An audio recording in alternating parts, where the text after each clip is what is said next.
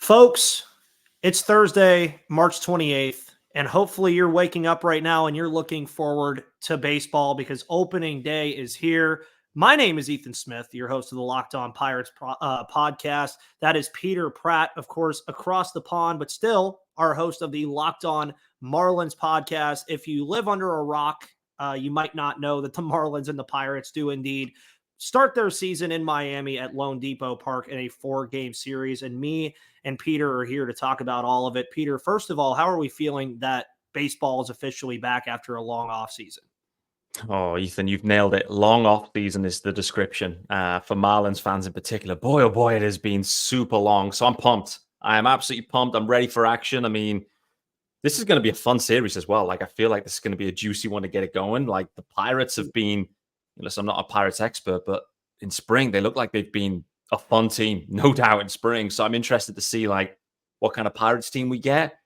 The Marlins pitching's, in a bit of an interesting spot. And so this is going to be a fun matchup. So I'm feeling good. What about you? How are you feeling about it as well? Feeling all right. I mean, obviously you have the injuries that kind of linger into the regular season. So this rendition of the Pirates, obviously, as I've said throughout the entire offseason, is not going to be the best version that you see of this team maybe in 3 or 4 months with some of the guys that aren't here right now. And as you guys can see on that right side, if you're on YouTube, we are starting talking out about the Pirates and the Marlins off seasons. And I figured we'll start with the Marlins off season. It was an off season that was really dominated by lack of additions and really a lot of subtractions, just from like what I know. Obviously, you have a lot of change in the department of managerial stuff. You have a lot of change in terms of who was running things as far as general managers are concerned. And it just felt weird to me from the outside looking in with this Marlins team that this was a playoff team last year, Peter. I think a lot of people forget that this was a playoff team that played postseason baseball last year. And it just felt like this offseason didn't really get treated as if this team was a postseason team last year. So if you want to elaborate on that a little bit, that'd be great because I really want to know why. Yeah, I mean, you've kind of summed up the off season, which, considering it only took you like 30 seconds, is probably an indication of what we've been up to, which is strange. To your point, it was the Marlins were the 5 seed as well. It wasn't like they just snuck in. They were the 5 seed, and to effectively do nothing with the major league roster up until relatively late was definitely a surprise, I would say. Most of the activity, as you've kind of highlighted, the domino effect started with Kim Ang, who was the general manager for the Marlins, who was instrumental in many of the trades that the Marlins swung during last season and in advance of the last season as well. Like, Kim really pieced this roster together. She was very much, I would describe it as all-in mode. And Kim then exercised her option basically to not continue with the Marlins. So it was Kim Ang's decision. The Marlins wanted her back. She said no. The reason she said no was they were going to hire a president of baseball operations. So effectively, if you can look at it, Kim's going to get a new boss, maybe. I'm not completely sure on that, by the way. Like, Kim really had her strengths and she needed help. And she needed help. The Marlins, for many years now, have struggled drafting and they've really struggled developing a lot of the offensive guys. And so for Kim Ang, she has her strengths. And she needed help. And I saw this as a bit of a surprising and a bit of a negative impact for the Marlins, really, that they lose Kim. Anyway, Peter Bendix is in, former Ray. The model's going to fit. He's basically going to try and spin up, the Rays 2.0. So that's what we're going to expect. And as soon as that hire was made, all of a sudden, like, everything has turned into the Rays, where you've got no action, minor league free agents. You're scooping up little 1-year deals here and there. You're scooping up bullpen arms that you've never heard of. Like, straight away, it feels like the Rays. And so this is going to be the blueprint now moving forwards. It's going to be like heavy analytics, a lot of new brains inserted into this organization. So listen, you only have to look, a couple of hours north and you realize how successful the Rays have been. And I think from a Marlins fan base perspective, it's about having some patience at this point. However, it's just the timing of this, which I think is weird, or maybe just unfortunate, the timing, because off the back of that postseason run that you mentioned, it feels like a really good time to add to give yourself another chance to get back there, where it feels like actually it's now changeover in the front office and actually new plan. And what we're going to do is basically rebuild the farm is the message, and really do little with the major league roster. And for the Marlins as well this year, I think if they get off to a slow start, by the time you get to kind of midway through the season, then they're going to be pretty active sellers, I think, as well. So, this is a really interesting period for the Marlins. I like the long-term vision, but as a fan base and as a guy that follows this team daily, I would have really liked to have seen them do something in an offseason that, the free agent market, it fully suited the Marlins. Yeah. Not often are there like loads of talent available that are willing to sign on way below market deals for a single year. It's the perfect offseason, perfect free agent market for the Marlins. And all they've got out of it is Tim Anderson, which for me is a little bit surprising. So, yeah, that's the 5-minute summary, I would guess, on the Marlins offseason. Listen, Tim Anderson, for me, is a really nice addition. I'm not knocking that addition. I think it's a really nice upside addition. I think that's, part of the Rays model. Everything's about the upside. Everything's about the upside. And, you're not going to see any multi-year free agent deals anymore. But this offseason, you really didn't need to. And I look at JD Martinez going to the Mets. And for me, that was the most glaring opportunity for the Marlins there. Like, you just plumb in JD Martinez into the DH role, pretty much replacing Jorge Soler, and let the other guys play around it. It was like a perfect fit. So for me, it was a big surprise. I know he's talked openly about it to say that, the Giants were in touch and, he wasn't overly enamored with their ballpark and how that would suit his offensive stats. And so the Marlins have a similar issue to that maybe. But nevertheless, just Tim Anderson this offseason is surprising. And on the pitching side too, and we'll get into this as well, that you got to look at the number of injuries the Marlins are dealing with at this point. And you have to consider, did they need to get more creative and add in a few more kind of veteran guys, pitching wise, just to help cover the innings? It isn't just the guys that are down now, but it's also Sandy Alcantara, which is the ultimate innings eater as well. So, yeah, strange offseason. The Marlins, I would describe them, are in a state of, we're just going to see how it goes. That seems to be the method. Well, and as a Pirates fan, it's very different from the offseason we've seen, because now you guys introducing a new group of general managers and a new front office. The Pirates have been rolling with the same one now going into year 5. So at some point, I feel like the sentiment around Pittsburgh now is much like it probably was in Miami last year, where it's like, okay, we got to start getting this thing rolling and get to this point. But now from the standpoint of where you guys are, I don't know how it really feels to get there and then not really do anything to stay there. I think that's where a lot of Pirates fans want to see it. Is we've seen them get there. 2013 to 2015 is getting there. They were one of the top teams in baseball, but now you want to start creating that mold where you're staying there. And you look at what the Pirates did this offseason as far as pitching is concerned. Pitching was their biggest concern. Johan Oviedo, Tommy John surgery, out for the year. That immediately made you have to sign more guys. You go out and get Martin Perez, who's a guy that I think was a very sneaky signing by this team.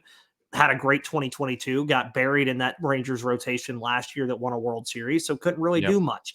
Then you bring in Marco Gonzalez for practically nothing, because the Braves, who you probably have so much fun watching your team play against the Braves very often, I'm sure, just really basically said, we don't need this guy. And the Pirates are like, okay, well, there's another pitcher in our rotation. Now you introduce one of your top prospects, Jared Jones. That was one of the biggest topics of spring was Jared Jones going to make this roster? 16 scoreless innings in spring, I guess, said, hey, yeah, I'm going to be on this roster.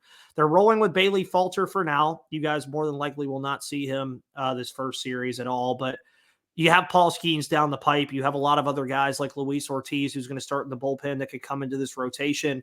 So it's very interesting, though, because you hear about all these injuries and you hear about the offseason additions. And a lot of people would say, well, the Pirates didn't really make that splashy addition, but they added arms, to your point that you made earlier, to just eat innings. I mean, I don't think people really understand how many innings there are in a baseball season that need to be covered by starters.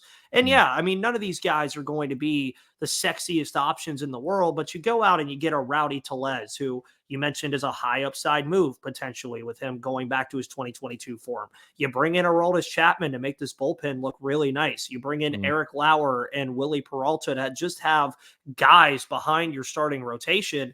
And suddenly you look around and you're saying, okay, the Pirates are actually a pretty deep team almost all over the place except like first base. That's really the one place, and starting pitching, where you look and say, okay, that's not the deepest group, but they have options. And I feel like for Marlins fans, you kind of wanted that, is you wanted to be able to come into the year and say, okay, we have options, even if Sandy Alcantara goes down, or if Yuri Perez isn't looking that great, or Sixto Sanchez doesn't turn into the player that we all expected him to turn into 3 years ago, which I think it's phenomenal, by the way, to throw it back to you, that Sixto Sanchez still has prospect status. It feels like he's been in the league for 5-6 years at this point, and he still has prospect status. I absolutely love it. Amazing. Yeah, Sixto has been probably the biggest storyline, I would say, this spring for the Marlins. To your point, he still has prospect status, which is wild. The other thing to call out as well, Sixto Sanchez has never pitched for the Marlins in front of fans. He's only ever pitched in the 2020 season, and apart from that, it's been injuries for him. So he's made this roster. He will be in the bullpen.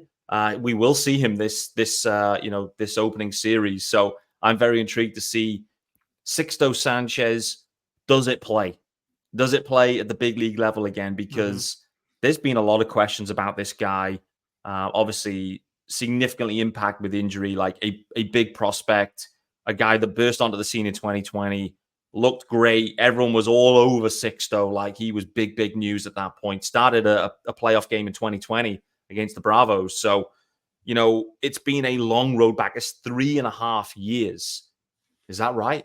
3.5, 4.5, 4 years. I don't know. 3.5 years pretty much, because it would be in the back end of the year. But man, 3.5 years all the way back for Sixto. So many things that, false dawns, let's say. So for him to get all the way back, I think is incredible. A few people were thinking we're never going to see him again. And equally, when he got to spring, it was like, Skip Schumacher, the manager, spoke about it recently, just saying he didn't expect Sixto Sanchez to make this roster. The expectation was he was probably going to need to be DFA'd because with no options left. So, Sixto is a real name to watch out for. If things go well, who knows what Sixto Sanchez's role could be here? Could he be in leverage in the pen?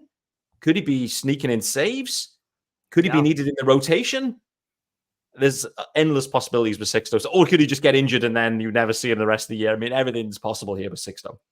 Yeah, and it's very interesting, too, because you talked about pitching, which we'll get into here in a moment. We're going to be talking about the pitching matchups that we're expected to see in this series. Very interesting on the Marlins side. Pirates side of things, we're still kind of waiting on some things. But before we do that, let's talk about PrizePicks. Folks, PrizePicks is your spot to do all of your daily fantasy betting this year for Major League Baseball. And you can download the app today and use code LOCKEDONMLB for a first deposit match up to $100. Because for PrizePicks, it's the largest daily fantasy sports platform in North America, and it's the easiest and most exciting way to play daily fantasy sports. It's just you against the numbers. Instead of battling thousands of other players, including pros and sharks, you pick more or less on 2 to 6 stat projections to watch the winnings roll in. You could do this Thursday, today, of course, with the Marlins and the Pirates. Don't have the PrizePicks stuff yet, but sure, it'll be out there featuring some of the top players like Luis Arias and Brian Reynolds. And if you think those guys can just get, maybe more than a hit or maybe more than 2, you're not betting against anything except the numbers. So download the app today and use code LOCKEDONMLB for a first deposit match up to $100. Again, download the app today and use code LOCKEDONMLB for a first deposit match up to $100. Pick more, pick less. It's that easy with PrizePicks.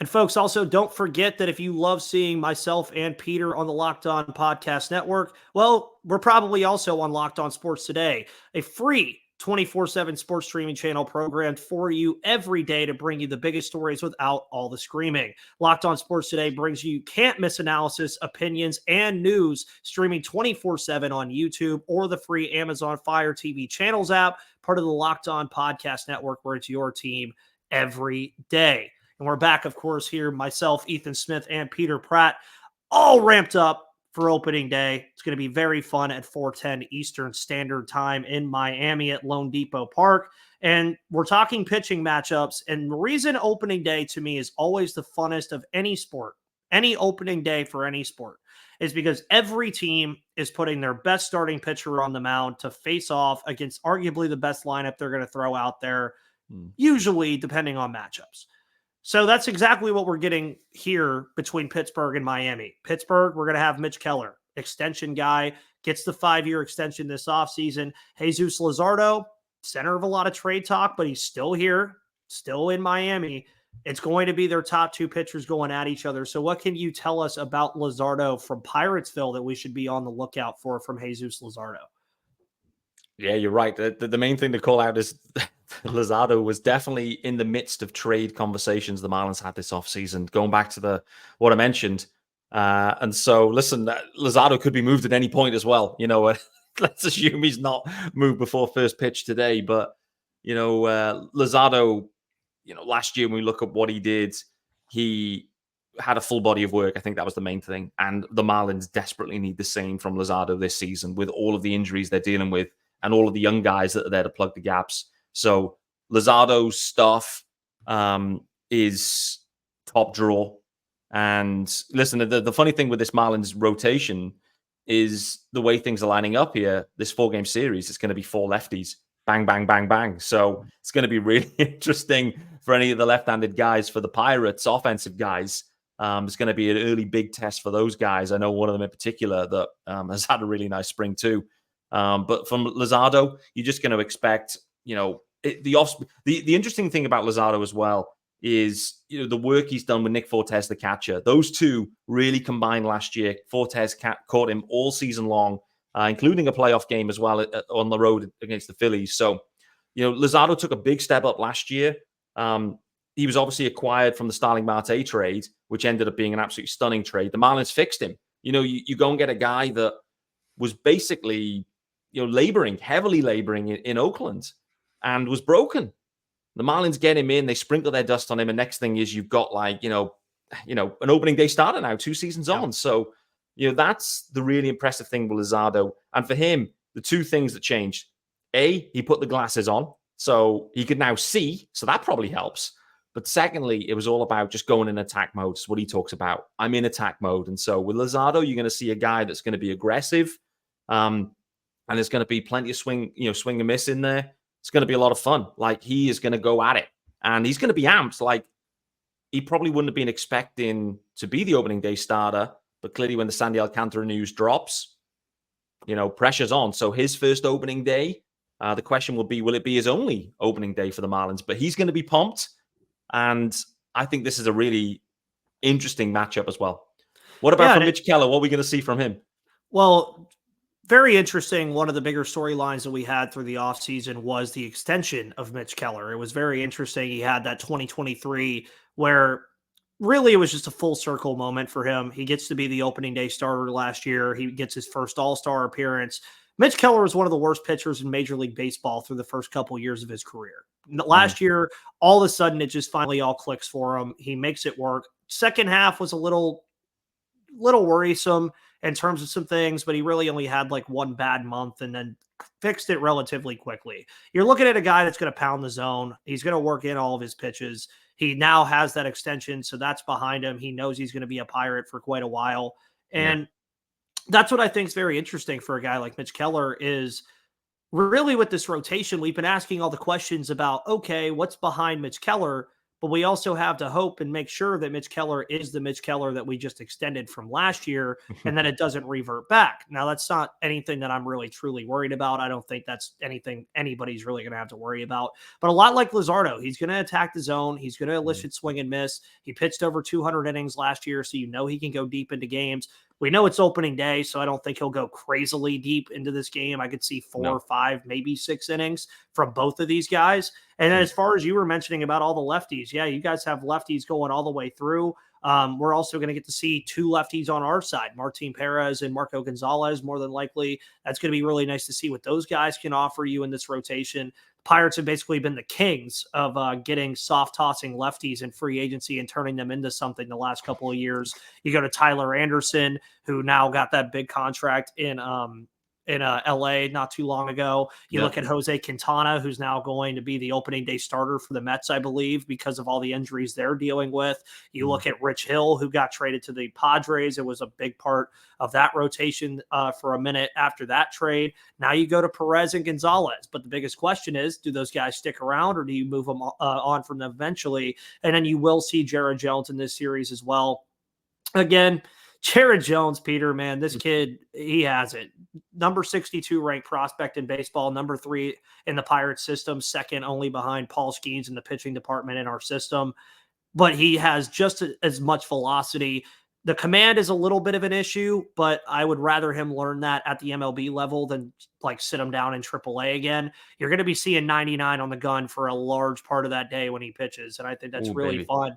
But I also like having this whole left-handed pitcher thing. I'm like, if you're a lover of southpaws and left-handed pitchers, this is your series right here, because it appears that 6 of the 8 starters are going to be lefties in this series, with Mitch Keller and Jared Jones being the only ones that are not going to pitch from the left side. So I think that's going to be very interesting. And now that we've talked about pitchers, I think it's time to talk about hitting and who could have a big start to their season for the Marlins and the Pittsburgh Pirates, keeping, of course, in mind that there's a lot of lefties on the mound. That might change our answers a little bit. But before we do that, folks, we're going to talk about Gametime. Speaking of, Gametime is your wonderful place for last-minute tickets. So if you're in the Miami-Dade County area, if you're down there, if you're down in that area, download the Gametime app today and use code FIRSTPITCH for $20 off a minimum of $150 purchase. I will tell you, Miami's opening day tickets are not that expensive, but Gametime is still your place to do everything. Just go get your tickets for whatever you want to do, because you can get it fast, you get them easy, and you can buy tickets to all the sports, music, comedy, and theater events near you, and with killer last-minute deals. That's why I'm mentioning this to you. If you want to go down to Lone Depot Park, it is the best place to get last-minute deals, all-in prices, views from your seat, and their best price guarantee, because Gametime takes the guesswork out of buying tickets. They have deals on tickets, Peter, right up to the start of the event, and even an hour after it starts. It's the place to find last-minute seats, and the Gametime guarantee means you'll always get the best price. And if you find tickets in the same section and row for less at Lone Depot Park, Gametime will credit you 110% of the difference. So download the Gametime app, create an account, and use code LOCKEDON for $20 off your first purchase. Terms again, create an account and redeem code LOCKEDON. That's LOCKEDON for $20 off. Last-minute tickets, lowest price guaranteed. All right, so we've talked offseason, Peter. We've talked the pitching matchups that we will likely see and the pitchers that we will see, but who will be the thorn in the Pirates' rotation and bullpen side coming from the Miami Marlins this week and weekend that we have ahead to open up the season? I already have somebody in my head that I already know is going to probably really make me want to throw like a plush toy at the TV so I don't break my television. But I'll let you go ahead and tell me some of the guys in that Miami Marlins lineup that are going to be not friends of Pirates fans after this weekend.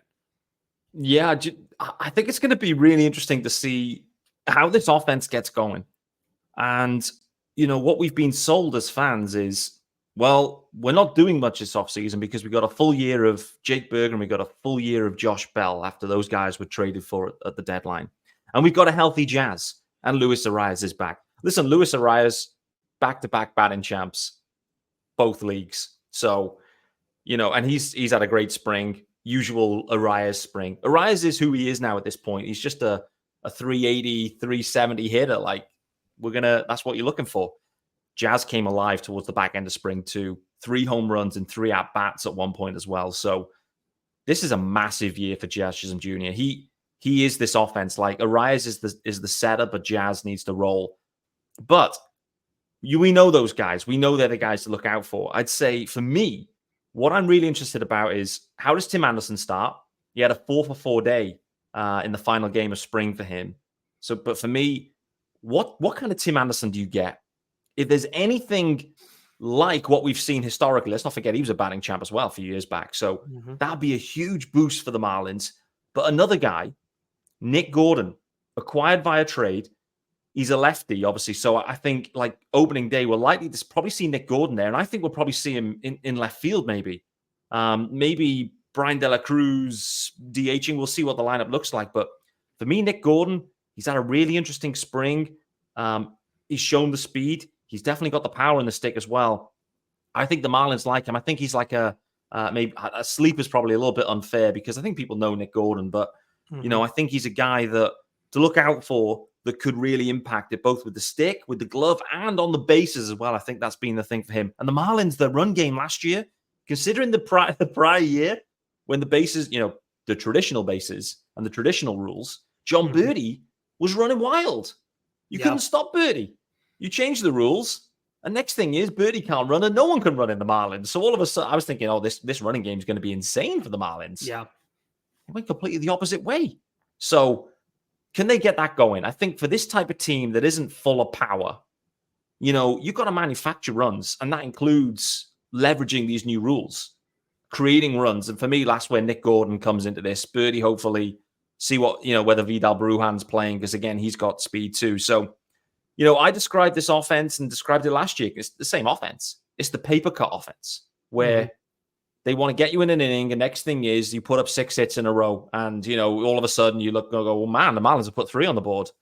That's kind of what this offense is. And they normally come alive late in the game, like 5th inning onwards. So wouldn't shock me if we see that kind of thing from the Marlins offense. But listen, looking at the spring numbers, they're below par. Looking at last year numbers, below par. They were the worst in the NL. Like, this offense hasn't been good for some time. There's players in there that are, that can be good. There's a lot of question marks here, though, as well. But we'll see. Tell me about the Pirates. What are we going to see from the Pirates? Because I do think this all-lefty matchup, I think, is a really intriguing one for a couple of your guys. And, I know it's going to be hard to handle for one or two. So how are you seeing things playing out in this series? Well, yeah, and it's interesting having all the lefties is you have O'Neill Cruz and Jack Sawinski, major power threats, both hitting from the left side. So it's very interesting to see what you get from those guys. You obviously have Rowdy Tellez, who I mentioned earlier, big lefty power guy. But it all has, Brian Reynolds, we'll see if he plays in this series, but if he doesn't, I think all eyes have to look at Henry Davis at that point.